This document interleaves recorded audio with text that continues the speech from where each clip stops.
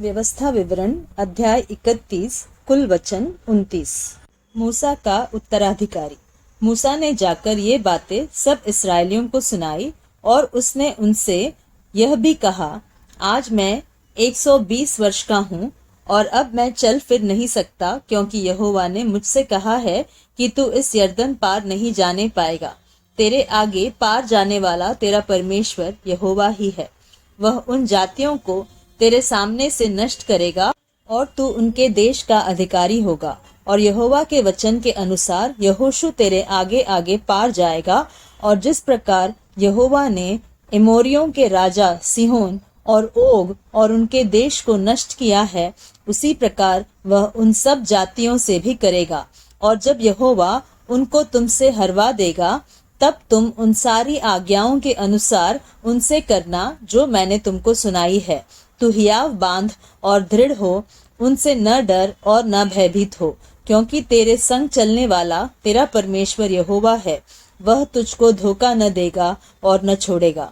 तब मूसा ने यहोशू को बुलाकर सब इस्राएलियों के सम्मुख कहा, तू हियाव बांध और दृढ़ हो जा, क्योंकि इन लोगों के संग उस देश में जिसे यहोवा ने इनके पूर्वजों से शपथ खाकर देने को कहा था, तू जाएगा और तू इनको उसका अधिकारी कर देगा।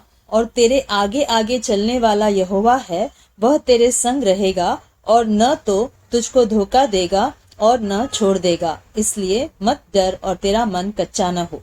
हर 7वें वर्ष व्यवस्था का पढ़ा जाना। फिर मूसा ने यही व्यवस्था लिखकर लेवीय याजकों को, जो यहोवा की वाचा का संदूक उठाने वाले थे, और इस्राएल के सब वृद्ध लोगों को सौंप दी। तब मूसा ने उनको आज्ञा दी, 7 वर्ष के बीतने पर, अर्थात छुटकारे के वर्ष में, झोपड़ी वाले पर्व पर, जब सब इस्राएली तेरे परमेश्वर यहोवा के उस स्थान पर जिसे वह चुन लेगा आकर इकट्ठे हो, तब यह व्यवस्था सब इस्राएलियों को पढ़कर सुनाना। क्या पुरुष, क्या स्त्री, क्या बालक, क्या तुम्हारे फाटकों के भीतर के परदेशी, सब लोगों को इकट्ठा करना कि वे सुनकर सीखे और तुम्हारे परमेश्वर यहोवा का भय मानकर इस व्यवस्था के सारे वचनों के पालन करने में चौकसी करें। और उनके बच्चे जिन्होंने ये बातें नहीं सुनी, वे भी सुनकर सीखे कि तुम्हारे परमेश्वर यहोवा का भय उस समय तक मानते रहे जब तक तुम उस देश में जीवित रहो, जिसके अधिकारी होने को तुम यरदन पार जा रहे हो। मूसा को यहोवा की अंतिम आज्ञा। फिर यहोवा ने मूसा से कहा, तेरे मरने का दिन निकट है। तू यहोशू को बुलवा और तुम दोनों मिलाप वाले तंबू में आकर उपस्थित हो कि मैं उसको आज्ञा दूं। तब मूसा और यहोशू जाकर मिलाप वाले तंबू में उपस्थित हुए। तब यहोवा ने उस तंबू में बादल के खंबे में होकर दर्शन दिया और बादल का खंबा तंबू के द्वार पर ठहर गया।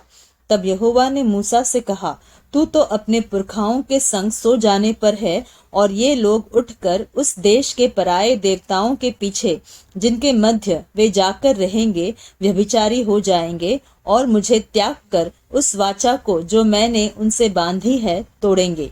उस समय मेरा कोप इन पर भड़केगा और मैं भी इन्हें त्याग कर इनसे अपना मुंह छिपा लूंगा, और ये आहार हो जाएंगे और बहुत सी विपत्तियां और क्लेश इन पर आ पड़ेंगे, यहाँ तक कि ये उस समय कहेंगे, क्या ये विपत्तियां हम पर इस कारण तो नहीं आ पड़ी क्योंकि हमारा परमेश्वर हमारे मध्य में नहीं रहा। उस समय मैं उन सब बुराइयों के कारण जो ये पराये देवताओं की ओर फिर कर करेंगे, निस्संदेह उनसे अपना मुंह छिपा लूंगा। इसलिए अब तुम यह गीत लिख लो और तू इसे इस्राएलियों को सिखाकर कंठस्थ करा दे, इसलिए कि यह गीत उनके विरुद्ध मेरा साक्षी ठहरे।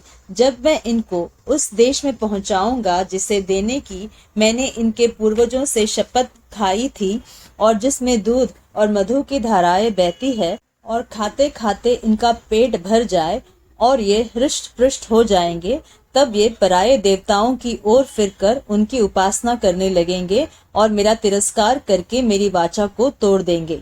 वरन अभी भी जब मैं इन्हें उस देश में जिसके विषय मैंने शपथ खाई है पहुंचा नहीं चुका, मुझे मालूम है कि ये क्या क्या कल्पना कर रहे हैं। इसलिए जब बहुत सी विपत्तियां और क्लेश इन पर आ पड़ेंगे, तब यह गीत इन पर साक्षी देगा, क्योंकि इनकी संतान इसको कभी भी नहीं भूलेगी।